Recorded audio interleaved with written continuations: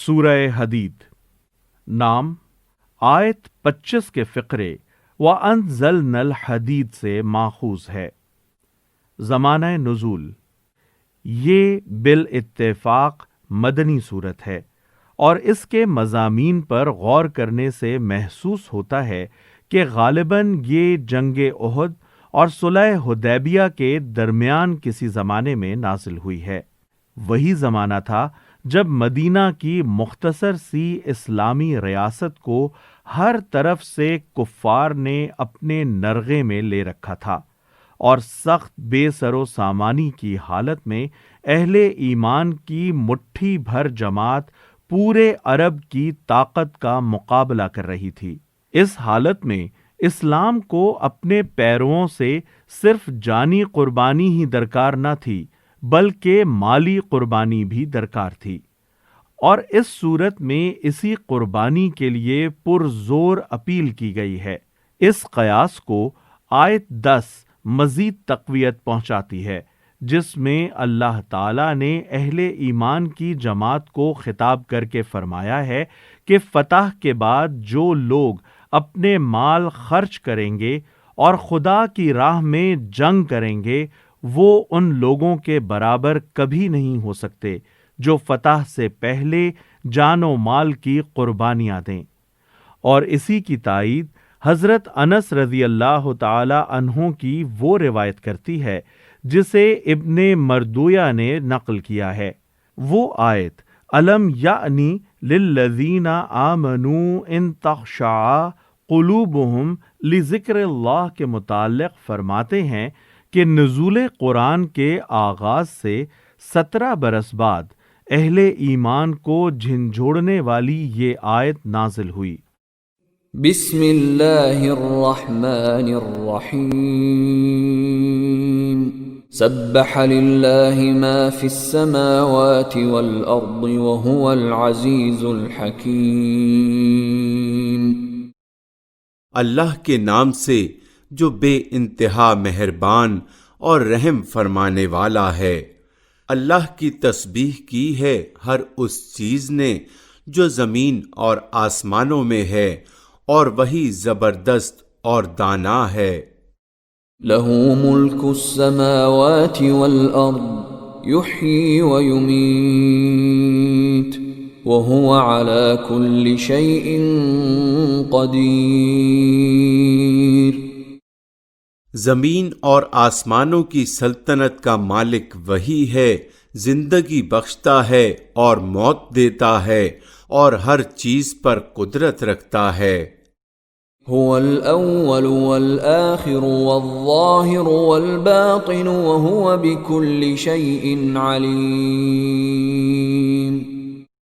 وہی اول بھی ہے اور آخر بھی، اور ظاہر بھی ہے اور مخفی بھی۔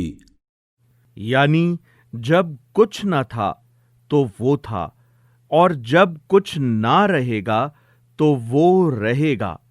وہ سب ظاہروں سے بڑھ کر ظاہر ہے، کیونکہ دنیا میں جو کچھ بھی ظہور ہے اسی کی صفات اور اسی کے افعال اور اسی کے نور کا ظہور ہے، اور وہ ہر مخفی سے بڑھ کر مخفی ہے، کیونکہ حواس سے اس کی ذات کو محسوس کرنا تو درکنار، عقل و فکر اور خیال تک اس کی حقیقت کو نہیں پا سکتے۔ اور وہ ہر چیز کا علم رکھتا ہے۔ هو الذي خلق السماوات والأرض في 6 أيام ثم استوى على العرش يعلم ما يلج في الأرض وما يخرج منها وما ينزل من السماء وما يعرج فيها وهو معكم أينما كنتم والله بما تعملون بصير۔ وہی ہے جس نے آسمانوں اور زمین کو 6 دنوں میں پیدا کیا، اور پھر عرش پر جلوہ فرما ہوا۔ اس کے علم میں ہے جو کچھ زمین میں جاتا ہے اور جو کچھ اس سے نکلتا ہے، اور جو کچھ آسمان سے اترتا ہے اور جو کچھ اس میں چڑھتا ہے۔ بالفاظ دیگر وہ محض کلیات ہی کا عالم نہیں ہے بلکہ جزیات کا علم بھی رکھتا ہے۔ ایک ایک دانہ جو زمین کی تہوں میں جاتا ہے، ایک ایک پتی اور کونپل جو زمین سے پھوٹتی ہے، بارش کا ایک ایک قطرہ جو آسمان سے گرتا ہے، اور بخارات کی ہر مقدار جو سمندروں اور جھیلوں سے اٹھ کر آسمان کی طرف جاتی ہے، اس کی نگاہ میں ہے۔ اس کو معلوم ہے کہ کون سا دانہ زمین میں کس جگہ پڑا ہے، تبھی تو وہ اسے پھاڑ کر اس میں سے کونپل نکالتا ہے اور اسے پرورش کر کے بڑھاتا ہے۔ اس کو معلوم ہے کہ بخارات کی کتنی مقدار کہاں سے اٹھی ہے اور کہاں پہنچی ہے، تبھی تو وہ ان سب کو جمع کر کے بادل بناتا ہے اور زمین کے مختلف حصوں میں بانٹ کر ہر جگہ ایک حساب سے بارش برساتا ہے۔ وہ تمہارے ساتھ ہے جہاں بھی تم ہو، جو کام بھی تم کرتے ہو اسے وہ دیکھ رہا ہے۔ لَهُ مُلْكُ السَّمَاوَاتِ وَالْأَرْضِ وَإِلَى اللَّهِ تُرْجَعُ الْأُمُورُ۔ وہی زمین اور آسمانوں کی بادشاہی کا مالک ہے اور تمام معاملات فیصلے کے لیے اسی کی طرف رجوع کیے جاتے ہیں۔ یولج اللیل فی النہار ویولج النہار فی اللیل وہو علیم بذات الصدور۔ وہی رات کو دن میں اور دن کو رات میں داخل کرتا ہے اور دلوں کے چھپے ہوئے راز تک جانتا ہے۔ آمنوا باللہ ورسولہ وانفقوا مما جعلکم مستخلفین فیہ فالذین آمنوا منکم وانفقوا لهم اجر کبیر۔ ایمان لاؤ اللہ اور اس کے رسول پر۔ یہاں ایمان لانے سے مراد محض زبانی اقرار اسلام نہیں بلکہ سچے دل سے ایمان لانا ہے۔ اور خرچ کرو ان چیزوں میں سے جن پر اس نے تم کو خلیفہ بنایا ہے۔ جو لوگ تم میں سے ایمان لائیں گے اور مال خرچ کریں گے ان کے لیے بڑا اجر ہے۔ وما لكم لا تؤمنون بالله والرسول يدعوكم لتؤمنوا بربكم وقد أخذ ميثاقكم إن كنتم مؤمنين۔ تمہیں کیا ہو گیا ہے کہ تم اللہ پر ایمان نہیں لاتے حالانکہ رسول تمہیں اپنے رب پر ایمان لانے کی دعوت دے رہا ہے۔ یہاں بھی ایمان لانے سے مراد سچے دل سے ایمان لانا ہے۔ اور وہ تم سے عہد لے چکا ہے، یعنی اطاعت کا عہد۔ اگر تم واقعی ماننے والے ہو۔ هو الذي ينزل على عبده آيات بينات ليخرجكم من الظلمات إلى النور وإن الله بكم لرؤوف رحيم۔ وہ اللہ ہی تو ہے جو اپنے بندوں پر صاف صاف آیتیں نازل کر رہا ہے تاکہ تمہیں تاریکیوں سے نکال کر روشنی میں لے آئے، اور حقیقت یہ ہے کہ اللہ تم پر نہایت شفیق اور مہربان ہے۔ وما لكم ألا تنفقوا في سبيل الله ولله ميراث السماوات والأرض لا يستوي منكم من أنفق من قبل الفتح وقاتل أولئك أعظم درجة من الذين أنفقوا من بعد وقاتلوا وَكُلًّا وَعَدَ اللَّهُ الْحُسْنَى وَاللَّهُ بِمَا تَعْمَلُونَ خَبِيرٌ۔ آخر کیا وجہ ہے کہ تم اللہ کی راہ میں خرچ نہیں کرتے، حالانکہ زمین اور آسمانوں کی میراث اللہ ہی کے لیے ہے؟ اس کے دو مطلب ہیں۔ ایک یہ کہ مال تمہارے پاس ہمیشہ رہنے والا نہیں ہے، ایک دن تمہیں لازماً اسے چھوڑ کر ہی جانا ہے، اور اللہ ہی اس کا وارث ہونے والا ہے۔ دوسرا مطلب یہ ہے کہ اللہ تعالی کی راہ میں مال خرچ کرتے ہوئے تم کو کسی فقر اور تنگ دستی کا اندیشہ لاحق نہ ہونا چاہیے، کیونکہ جس خدا کی خاطر تم اسے خرچ کرو گے وہ زمین و آسمان کے سارے خزانوں کا مالک ہے۔ اس کے پاس تمہیں دینے کو بس اتنا ہی کچھ نہ تھا جو اس نے آج تمہیں دے رکھا ہے، بلکہ کل وہ تمہیں اس سے بہت زیادہ دے سکتا ہے۔ تم میں سے جو لوگ فتح کے بعد خرچ اور جہاد کریں گے وہ کبھی ان لوگوں کے برابر نہیں ہو سکتے جنہوں نے فتح سے پہلے خرچ اور جہاد کیا ہے۔ ان کا درجہ بعد میں خرچ اور جہاد کرنے والوں سے بڑھ کر ہے، اگرچہ اللہ نے دونوں ہی سے اچھے وعدے فرمائے ہیں۔ اس سے معلوم ہوا کہ جب کبھی اسلام پر ایسا وقت آ جائے جس سے کفر اور کفار کا پلڑا بہت بھاری ہو اور بظاہر اسلام کے غلبے کے آثار دور دور تک نظر نہ آتے ہوں، اس وقت جو لوگ اسلام کی حمایت میں جانیں لڑائیں اور مال خرچ کریں، ان کے مرتبے کو وہ لوگ نہیں پہنچ سکتے جو کفر و اسلام کی کشمکش کا فیصلہ اسلام کے حق میں ہو جانے کے بعد قربانیاں دیں۔ جو کچھ تم کرتے ہو اللہ اس سے باخبر ہے۔ من ذا الذي يقرض الله قرضا حسنا فيضاعفه له وله أجر كريم۔ کون ہے جو اللہ کو قرض دے، اچھا قرض، تاکہ اللہ اسے کئی گنا بڑھا کر واپس دے، اور اس کے لیے بہترین اجر ہے۔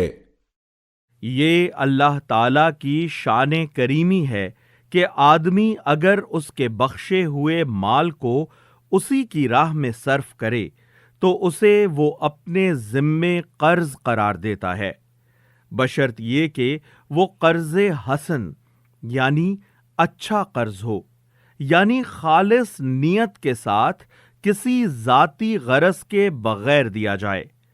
اس قرض کے متعلق اللہ کے دو وعدے ہیں، ایک یہ کہ وہ اس کو کئی گنا بڑھا چڑھا کر واپس دے گا، دوسرے یہ کہ وہ اس پر اپنی طرف سے بہترین اجر بھی عطا فرمائے گا۔ يوم ترى المؤمنين والمؤمنات يسعى نورهم بين أيديهم وبأيمانهم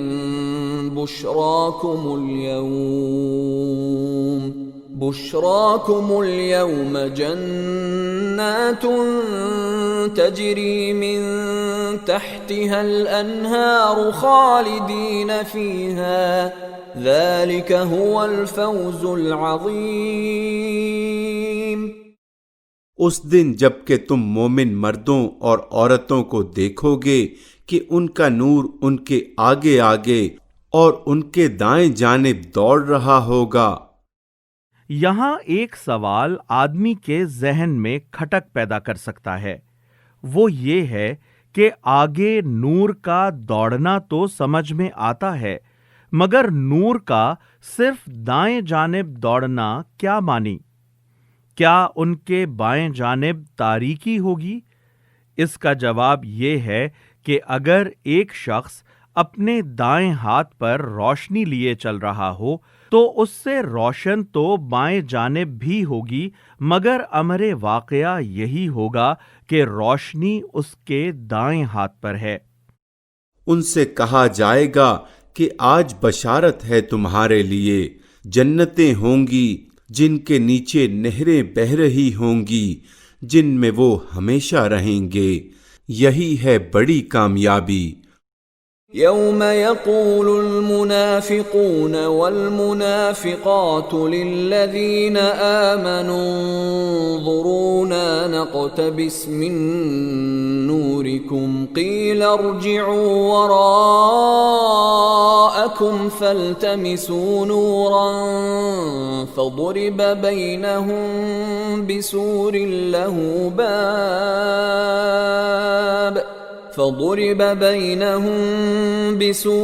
له باب باطنه فيه الرحمة وظاهره من قبله العذاب۔ اس روز منافق مردوں اور عورتوں کا حال یہ ہوگا کہ وہ مومنوں سے کہیں گے ذرا ہماری طرف دیکھو تاکہ ہم تمہارے نور سے کچھ فائدہ اٹھائیں، مگر ان سے کہا جائے گا پیچھے ہٹ جاؤ، اپنا نور کہیں اور تلاش کرو۔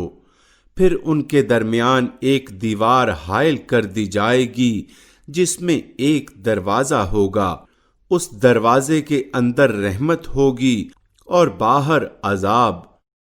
ينادونهم ألم نكن معكم قالوا بلى ولكنكم فتنتم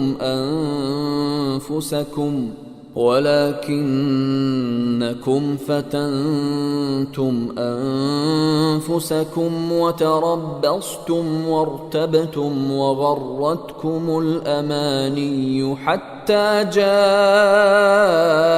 أمر الله وغركم بالله الغرور۔ وہ مومنوں سے پکار کر کہیں گے کیا ہم تمہارے ساتھ نہ تھے؟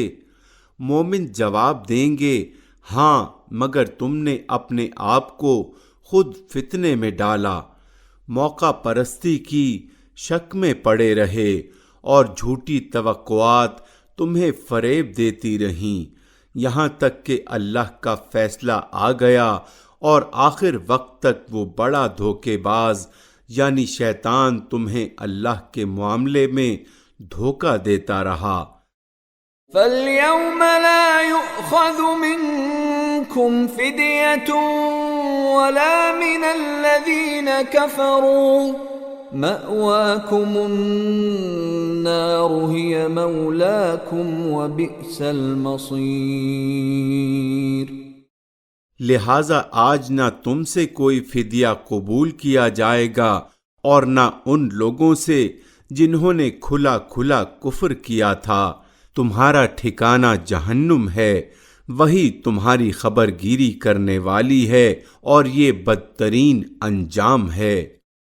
أَلَمْ يَأْنِ لِلَّذِينَ آمَنُوا أَن تَخْشَعَ قُلُوبُهُمْ لِذِكْرِ اللَّهِ وَمَا نَزَلَ مِنَ الْحَقِّ وَلَا يَكُونُوا كَالَّذِينَ أُوتُوا الْكِتَابَ مِن قَبْلُ فَطَالَ عَلَيْهِمُ الْأَمَدُ فَقَسَتْ قُلُوبُهُمْ وَكَثِيرٌ مِّنْهُمْ فَاسِقُونَ۔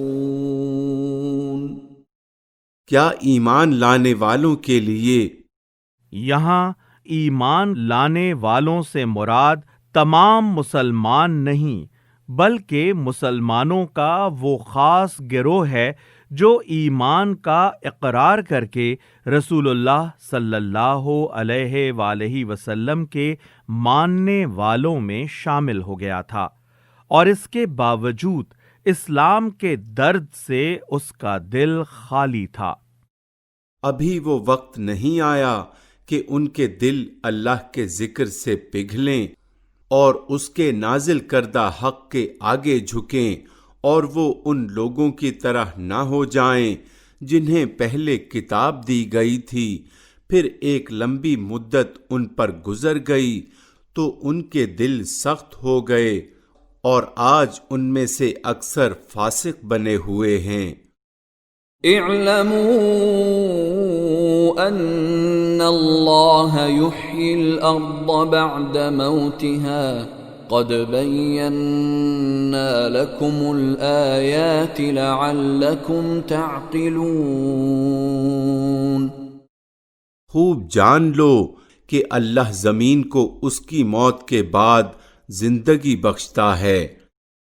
یہاں جس مناسبت سے یہ بات ارشاد ہوئی ہے اس کو اچھی طرح سمجھ لینا چاہیے۔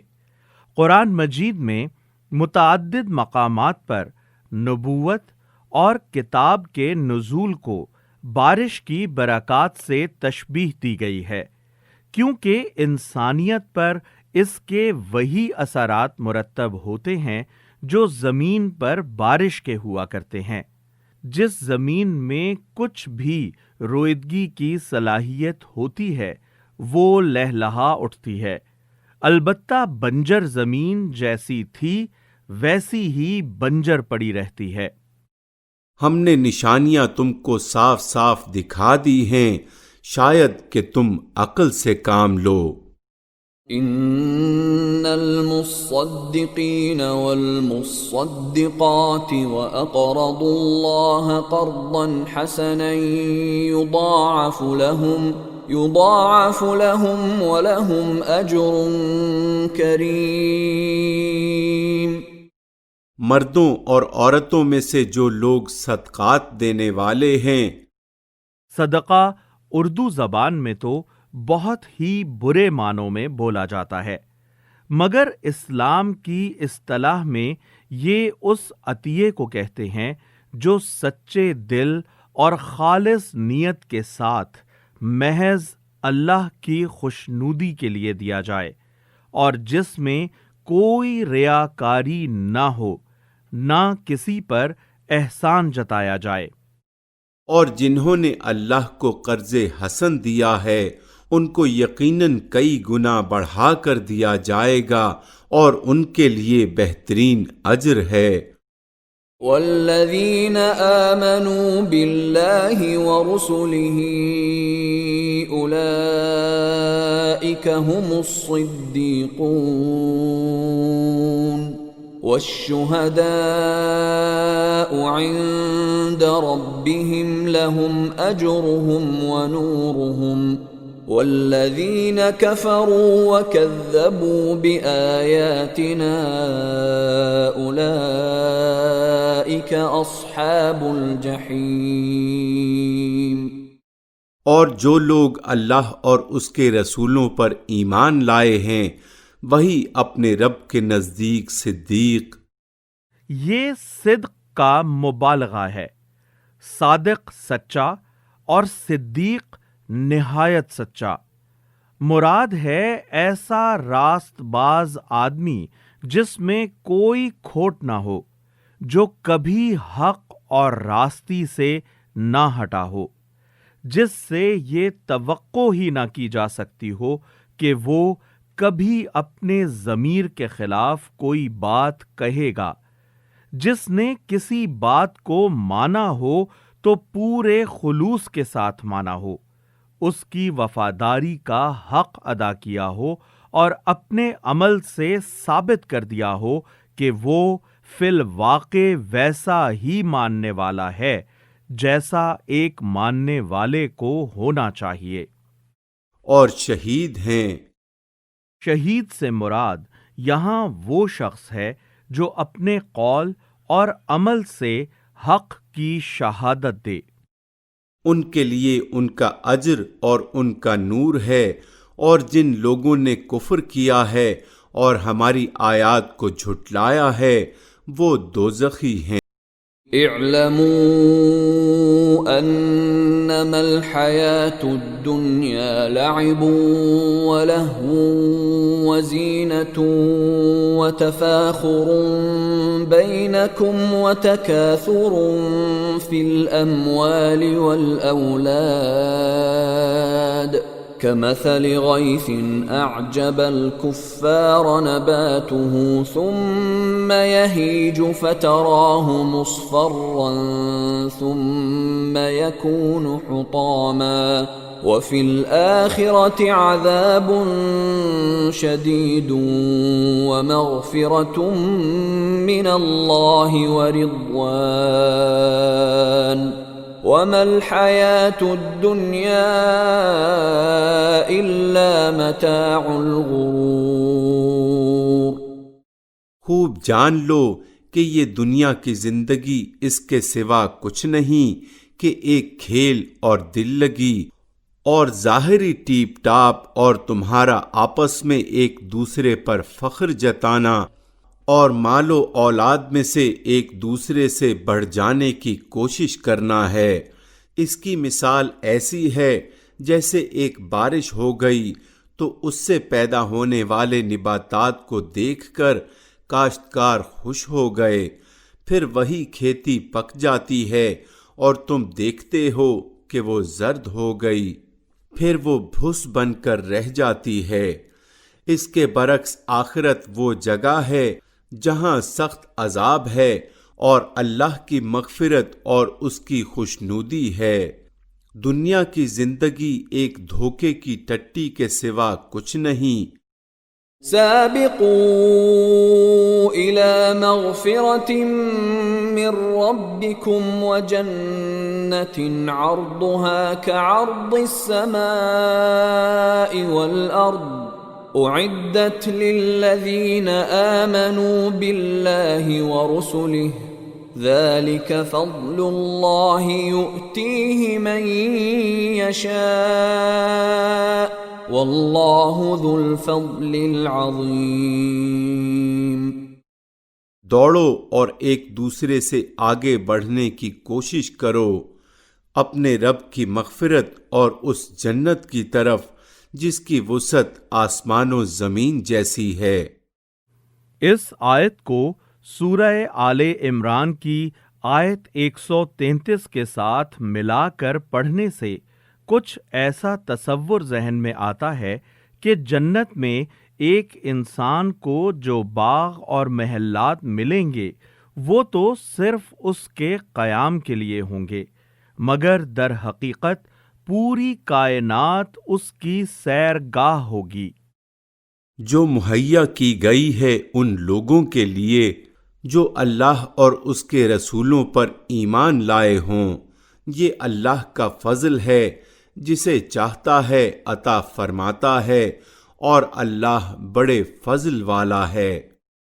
ما اصاب من مصیبت فی الارض ولا فی انفسکم الا فی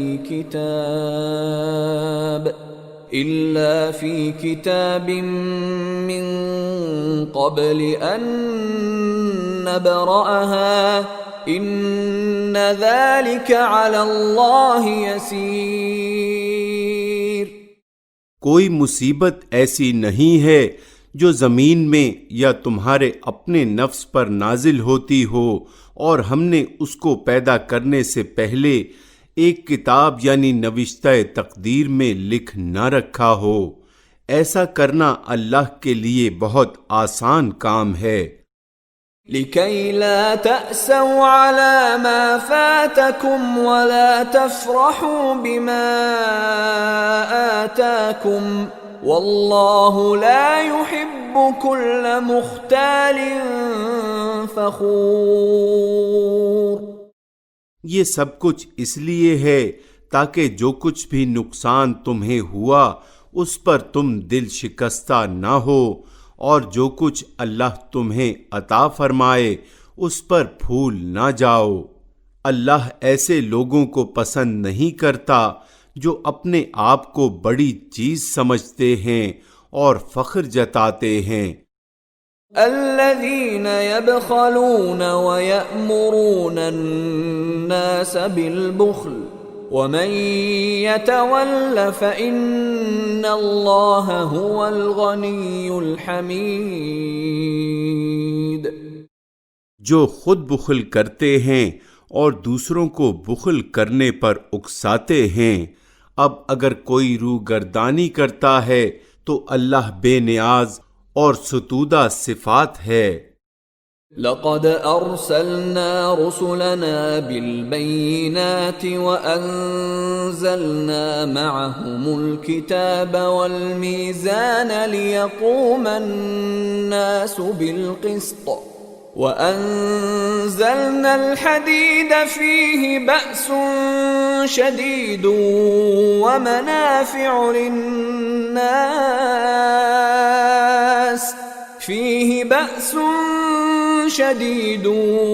ومنافع للناس وليعلم الله من ينصره ورسله بالغيب إن الله قوي عزيز۔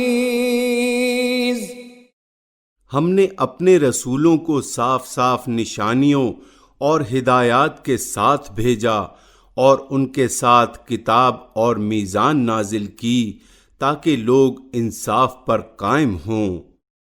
اس مختصر سے فقرے میں انبیاء علیہم السلام کے مشن کا پورا لب لباب بیان کر دیا گیا ہے۔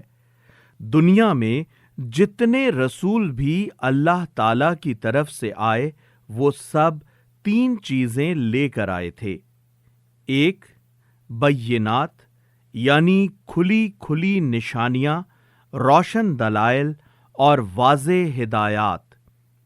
2 کتاب جس میں وہ ساری تعلیمات لکھ دی گئی تھیں جو انسانوں کی ہدایت کے لیے درکار تھیں تاکہ لوگ رہنمائی کے لیے اس کی طرف رجوع کریں۔ 3 میزان یعنی وہ معیار حق و باطل جو ٹھیک ٹھیک ترازو کی طرح تول تول کر یہ بتا دے کہ افکار، اخلاق اور معاملات میں افراط و تفریط کی مختلف انتہاؤں کے درمیان انصاف کی بات کیا ہے۔ اور لوہا اتارا جس میں بڑا زور ہے اور لوگوں کے لیے منافع ہیں۔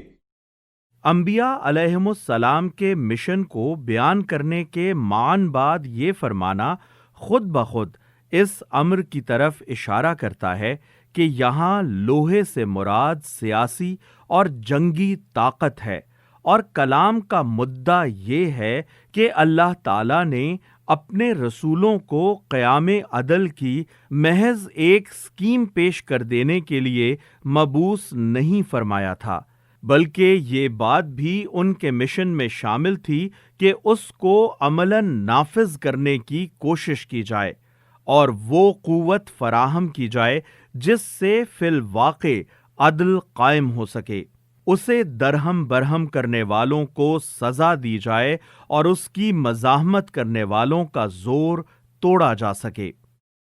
یہ اس لیے کیا گیا ہے کہ اللہ کو معلوم ہو جائے کہ کون اس کو دیکھے بغیر اس کی اور اس کے رسولوں کی مدد کرتا ہے۔ یقیناً اللہ بڑی قوت والا اور زبردست ہے۔ وَلَقَدْ أَرْسَلْنَا نُوحًا وَإِبْرَاهِيمَ وَجَعَلْنَا فِي ذُرِّيَّتِهِمَا النُّبُوَّةَ وَالْكِتَابَ فَمِنْهُمْ مُهْتَدٍ وَكَثِيرٌ مِّنْهُمْ فَاسِقُونَ۔ ہم نے نوح اور ابراہیم کو بھیجا اور ان دونوں کی نسل میں نبوت اور کتاب رکھ دی، پھر ان کی اولاد میں سے کسی نے ہدایت اختیار کی اور بہت سے فاسق ہو گئے۔ ثم قفينا على آثارهم برسلنا وقفينا بعيسى ابن مريم وآتيناه الإنجيل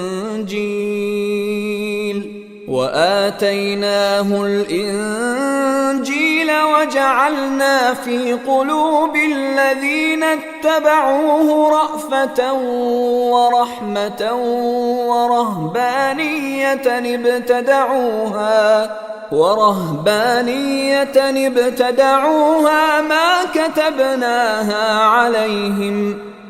كتبناها عليهم إلا ابتغاء رضوان الله فما رعوها حق رعايتها فآتينا الذين آمنوا منهم أجرهم وكثير منهم فاسقون۔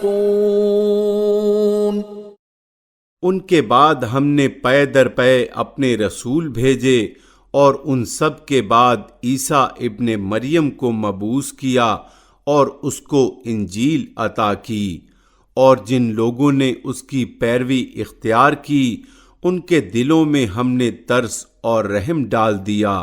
اور رہبانیت کے معنی ہے تارک الدنیا بن جانا اور دنیوی زندگی سے بھاگ کر جنگلوں اور پہاڑوں میں پناہ لینا یا گوشہ ہائے عزلت میں جا بیٹھنا۔ انہوں نے خود ایجاد کر لی، ہم نے اسے ان پر فرض نہیں کیا تھا، مگر اللہ کی خوشنودی کی طلب میں انہوں نے آپ ہی یہ بدعت نکالی اور پھر اس کی پابندی کرنے کا جو حق تھا اسے ادا نہ کیا۔ ان میں سے جو لوگ ایمان لائے ہوئے تھے ان کا اجر ہم نے ان کو عطا کیا، مگر ان میں سے اکثر لوگ فاسق ہیں۔ يا أيها الذين آمنوا اتقوا الله وآمنوا برسوله يؤتكم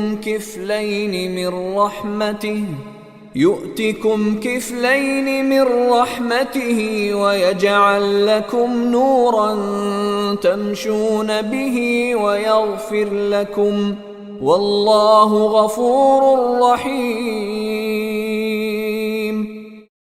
اے لوگو جو ایمان لائے ہو، اللہ سے ڈرو اور اس کے رسول محمد پر ایمان لاؤ، اللہ تمہیں اپنی رحمت کا دوہرا حصہ عطا فرمائے گا اور تمہیں وہ نور بخشے گا جس کی روشنی میں تم چلو گے اور تمہارے قصور معاف کر دے گا۔ اللہ بڑا معاف کرنے والا اور مہربان ہے۔ لئلا يعلم أهل الكتاب ألا يقدرون على شيء من فضل الله وأن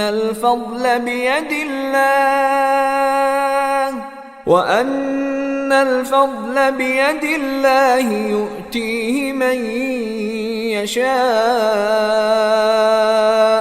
واللہ ذو الفضل العظیم۔ تم کو یہ روش اختیار کرنی چاہیے تاکہ اہل کتاب کو معلوم ہو جائے کہ اللہ کے فضل پر ان کا کوئی اجارہ نہیں ہے، اور یہ کہ اللہ کا فضل اس کے اپنے ہی ہاتھ میں ہے، جسے چاہتا ہے عطا فرماتا ہے، اور اللہ بڑے فضل والا ہے۔